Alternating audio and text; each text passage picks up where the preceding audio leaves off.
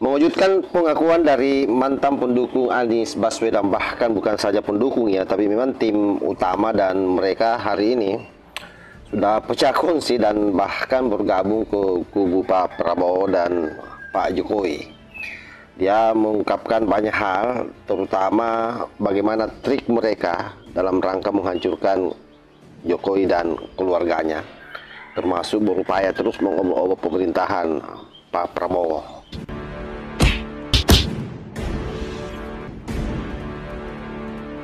Jadi Roy Suryo maupun Risa Padilla ataupun misalnya Khosynuddin yang mantan ex HTI, mereka semua ini adalah memang orang-orang yang sangat sakit hati terhadap Pak Jokowi.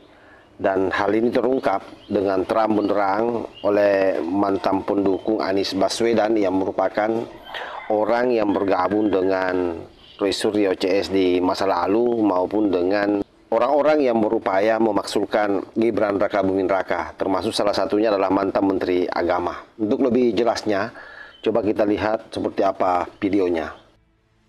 Tanggal 16, kalau mau tahu tentang penggulingan atau pemaksulan Joko Widodo, pada saat 2000 tanggal 15 Februari malam di Timnas Amin itu sendiri, saya yang meminta, gimana kalau kita demo, turunkan Jokowi, KPU curang, Gibran curang, Jokowi curang, Prabowo curang. Itu ide saya. Oh, Pak Prabowo juga curang? Saya bilang curang semuanya, semua curang. Bukan sekarang mereka katanya sayang sama Pak Prabowo. Dulunya katanya begitu, tapi ternyata semuanya begitu. Yang seperti ini harus Jokowi diturunkan. Jokowi perusak demokrasi. Presiden Jokowi gagal total. Presiden Jokowi presiden yang gagal. Siapa yang dia berhasil? Dari mana dasarnya? Buktikan ke saya. Ketika MK memutuskan bahwa menolak keputusan, itu bukti bahwa yang keroknya.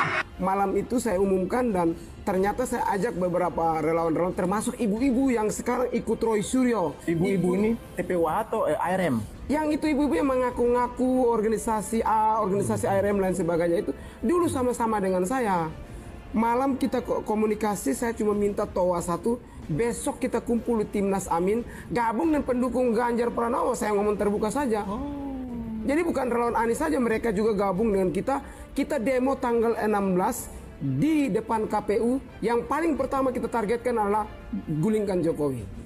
Yang kedua adalah kita lagi meminta, ini pemilu curang, harus diulang. Pemilu ulang 16 Maret 2024. Kalau nggak salah juga yang mimpin itu Jenderal Sunarko sama Soeharto juga. Nah, di pertandingan di demo berikut itu yang mantan Menteri Agama itu naik orasi. Harapan terkait demo ini, Pak? Ya, terkait demo ini kita mengingatkan bagaimana Mahkamah Konstitusi agar betul-betul bisa mengadili sengketa pemilu ini dengan sebaik-baiknya dan setidak-tidaknya. Apakah ada rencana aksi selanjutnya lebih besar lagi? Pasti konstitusi itu kedaulatan ada di tangan rakyat. Sekarang sudah diacak-acak dan dipegang oleh Presiden Jokowi kepada sewenang-wenang. Itu kan pembina, ya itu pembina relawan saya. Pembina, berkali-kali saya ketemu, abang izin saya foto kirim di grup bahwa abang pembina saya. Alasan sampai keluar dari sana itu apa? Dan ini begini Om Irjan, saya itu cukup kesal. Politik ini sudah selesai. Sudah saatnya kita stop melawan yang lain-lain atau menghajar Jokowi atau Prabowo Gibran. Kita tunggu dulu. Kalau mau hantam ya hantam menterinya yang mungkin kebijakannya tidak sesuai dengan kepentingan rakyat. Kita boleh sikat, saya setuju. Ini yang dihantam Jokowi ini kan sudah berhenti, sudah stop, sudah tidak presiden, sudah jadi rakyat seperti kita. Berkali-kali dipanggil beberapa hotel itu, ujung-ujung gantungkan Jokowi, gantung di Monas, terus copot Gibran itu segala macam bahasa. Saya mau bilang Roy Suryo salah satunya, Fadila, itu kawan-kawan saya. Jadi ketika di beberapa hotel saya pernah ribut di situ. Ribut gara-gara saya muncul di situ, mereka bilang, "Ini sudah dukung Prabowo." Emang kenapa? Kamu mau berantem? Pendukung sebelah. Saya sama relawan yang mantan relawan. Jadi saya duduk dengan Amin Rais, duduk dengan yang namanya Tifa, duduk dengan Roy Suryo, Refli Harun. Memang itu sama-sama. Setelah kedua kali dicek Yang mantan ini, ketua KPK juga? Abraham Samad juga. Kedua kali lagi kita dicek ini. Dicek ini sama lagi ada Abraham Samad di situ. Kita ini yang gerakan agar Jokowi itu memang harus ditumbangkan. Gibran harus ditumbangkan, itu titik. Terus kalau Gibran tumbang mau diganti sama siapa? Nah, kita minta Anies yang maju sebenarnya. Selain Anies ada dengar-dengar ya mantan ketua KPK Pak Abraham Nah, Samad. Abraham Samad juga dapat isu. Jadi Abraham Samad juga diusulkan ingin maju. Memang orang-orang sakit jiwa ini. Jadi mereka semua ingin tampil di momen ketika ada kegiatan. Jadi rakyat pendukung, mantan pendukung ini oknum-oknum yang ada di relawan Anies itu militan sekali. Jadi ketika dipanasin sedikit ya sudah terbakar. Saya mau klarifikasi dulu kepada pemirsa bahwa saya sudah mengundang melalui WhatsApp kepada Pak Kosinudin ya, pengacara dari PPUA juga ya, untuk hadir di podcast. Namun tidak ada respon. Jadi silakan netizen sendiri yang menilai. Host, Kojenudin itu mantan ex-HTI. Ingat itu baik-baik. Ex-HTI itu organisasi terlarang yang dibubarkan oleh Jokowi. Dan jangan kita sakit hati karena dibubarkan, makanya mereka dendam kesumat, dendam yang tidak bisa termove on, menghajar Jokowi sampai detik ini. Kemarin waktu PIK 2, kami membela PIK 2. Mereka juga dengan Said Didu yang berusaha, target mereka Aguan dan Jokowi. Kenapa Jokowi? Katanya Jokowi ada di belakang Aguan. Sehingga Kojanudin memimpin pasukannya, pasukan relawan-relawan itu yang dulu tanggal 16 saya pimpin demo, saya korlap lapangan, mereka juga yang bawahan dari saya. Sekarang dipakai oleh Roy Suryo, dipakai oleh Kojanudin X dan ex-HTI, ini organisasi terlarang yang dibubarkan oleh Jokowi. Tidak perlu kita tutup-tutup dan tidak perlu malu mengatakan mereka. Mereka beberapa yang ada di situ berharap ketika Pak Anies jadi, mereka berharap tuh ini organisasi dibangkitkan kembali. Ya, ada videonya itu. Ada videonya? Ya. Oke, baik. Jadi abang menurut saya ini nih mereka sudah buat pertahapan. Tahapan pertama demo tidak jadi. Yang kedua Roy Suryo masuk dengan Fufu Fafa tidak jadi.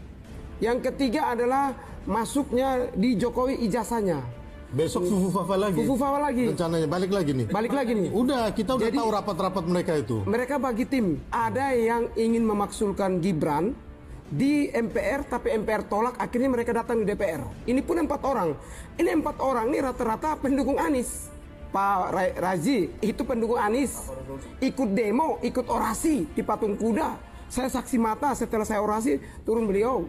Yang kedua adalah rencana mereka memang betul dibilang Bang Sil.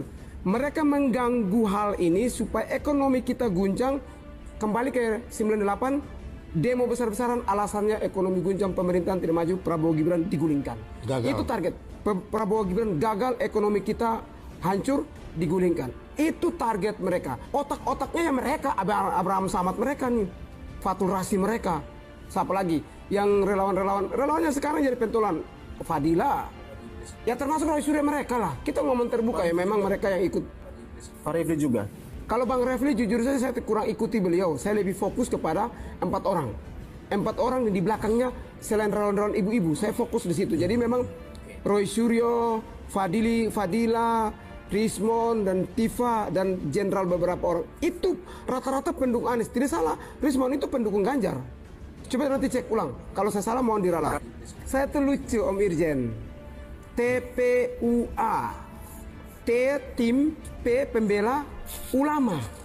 Ulama. Apakah ijazah itu ulama? Harusnya kalau mereka pembela tim pembela ulama, maka yang mereka bela itu ulama, bukan ijazahnya. Ulama dan bukan aktivis. menyelidik. Aktivis. Ya ada tambahan A di belakang. Jadi ketika aktivis itu mungkin terkena sesuatu hal, itu yang harus mereka membela. Di dalam ada unsur advokasinya di dalam itu. Ulama, kata juga ulama. Harusnya mereka fokus di ulama. Kok yang diserang ini ijazah Joko Widodo? Emangnya ijazah Joko Widodo kalau dilihat subjek hukum, subjek itu benda mati kalau ijazah. Ulama ini benda hidup, dalam artian barang hidup. Subjeknya hidup, merujuk kepada manusia. Ya itu jabatan diberikan kepada orangnya. Tetapi ijazah ini kan milik perorangan. Jadi ketika Mereka menggunakan tim pembela ulama seakan-akan ulama semua akan ada di situ, sementara ulama tidak bersuara. Saya kira sudah jelas sahabat ya, silakan sahabat-sahabat memberikan reaksi dengan menulis komentarnya di kolom di bawah. Apapun itu, bahwa orang-orang ini semua jelas segala upayanya untuk menjatuhkan Pak Jokowi dan Pak Prabowo, kita sudah tahu bahwa memang didasari oleh sakit hati. Jadi soal ijazah dan pemaksulan ini hanya pemantik saja. Dan untuk khusus terhadap orang-orang yang memiliki keinginan keras untuk merubah haluan negara, seperti misalnya Husainuddin CS ini, ya dia mendompleng di kasus ini dalam rangka untuk bagaimana supaya mendegradasi pemerintah Republik Indonesia. Ya outputnya adalah akan terjadi kekacauan, dan disitulah ruang-ruang yang mereka bisa manfaatkan untuk bagaimana supaya ajaran-ajaran sesatnya tentang khilafah itu dia bisa lancarkan. Wallahul muwaffiq ila aqwamit thariq. Wassalamualaikum warahmatullahi wabarakatuh.